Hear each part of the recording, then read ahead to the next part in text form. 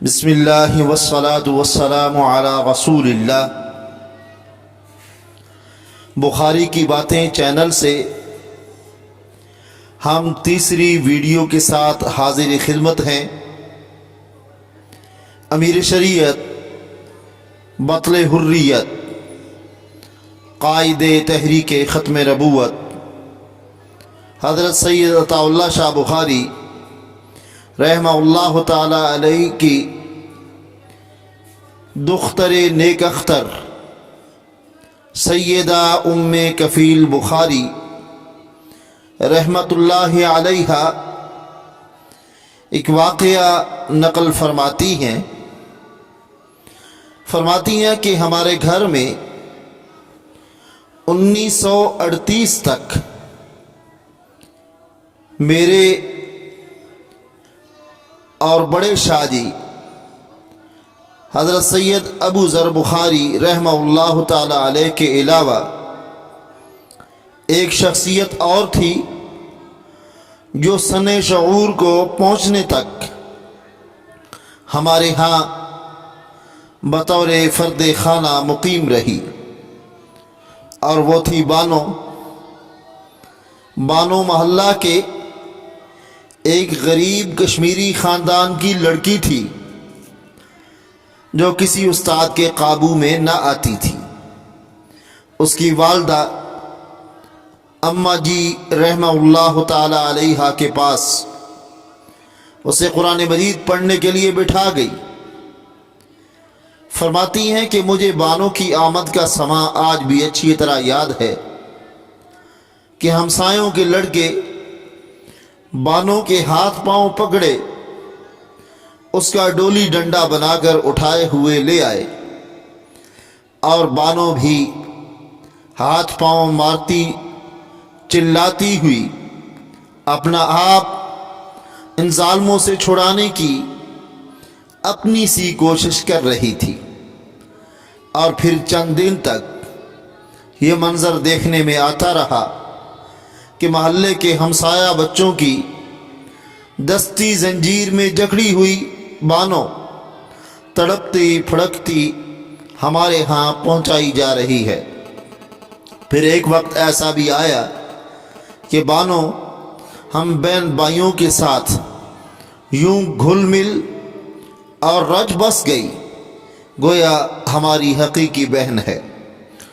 بانو کے اس انقلاب میں میرے ابا جی یعنی امیر شریعت سید عطا اللہ شاہ بخاری رحمہ اللہ کے روح میں اتر جانے والے پیار کا بہت زیادہ حصہ تھا۔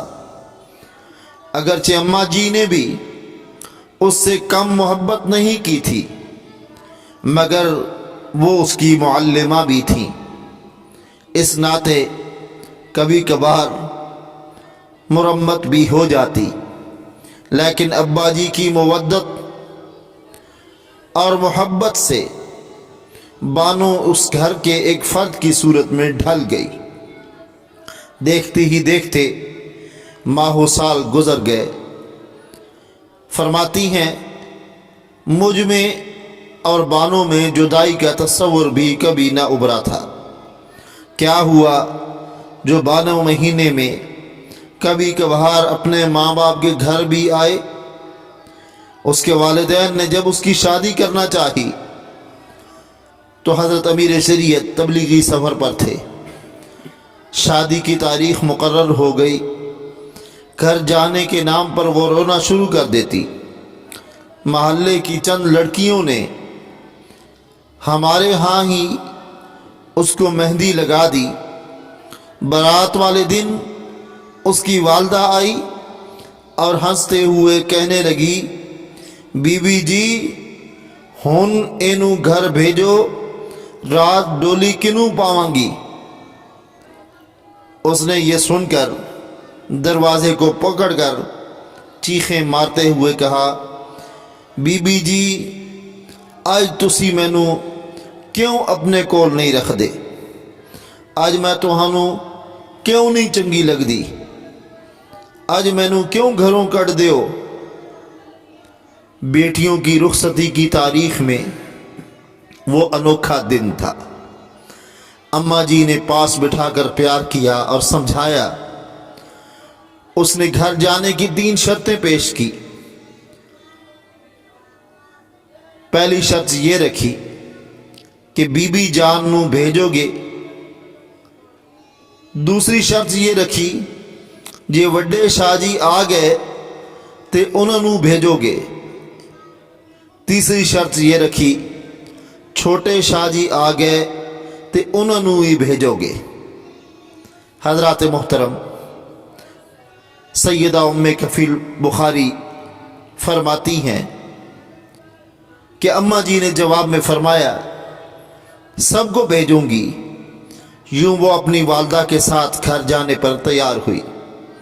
उसकी मोहब्बत की कशिश थी कि उसी शाम भाईजान यानी हज़रत सैयद अताउल मोनिम बुखारी खैरुल मदारिस जालंधर से छुट्टी पर घर आए और अब्बा जी यानी अमीर शरीयत सैयद अताउल्लाह शाह बुखारी ऐन उस वक्त पहुंच गए जब उसकी बारात हमारे घर के सामने से गुजर कर उनके यहाँ पहुंची थी। मुझे भाईजान के साथ उनके घर भेजा गया। घंटा भर बैठी, फिर भाईजान वापस ले आए। बादिल खासा उनका हुक्म माना। घर पहुँचे तो बानों का वालिद और बहनोई अब्बा जी को लेने आ गए। अब्बा जी उसी वक्त उनके घर गए।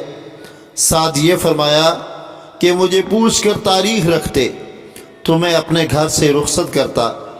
उनके घर पहुँचे तो वो अब्बा जी से लिपट कर खूब रोई। अब्बा जी सर पर प्यार देकर रोते हुए वापस आ गए और कहने लगे, बलाई ने मुझे भी रुला दिया। हजरात मोहतरम, ये उस दौर की बात है जब बेटियां मेके छोड़ते रोया ही करती थीं। अम्मा जी फरमाती हैं, हमारी बानो जो अब इस दुनिया में नहीं है उसकी मोहब्बतें भी अजीब थीं। अल्लाह करीम उसकी तुरबत पर करोड़ों रहमतें नाजिल फरमाए।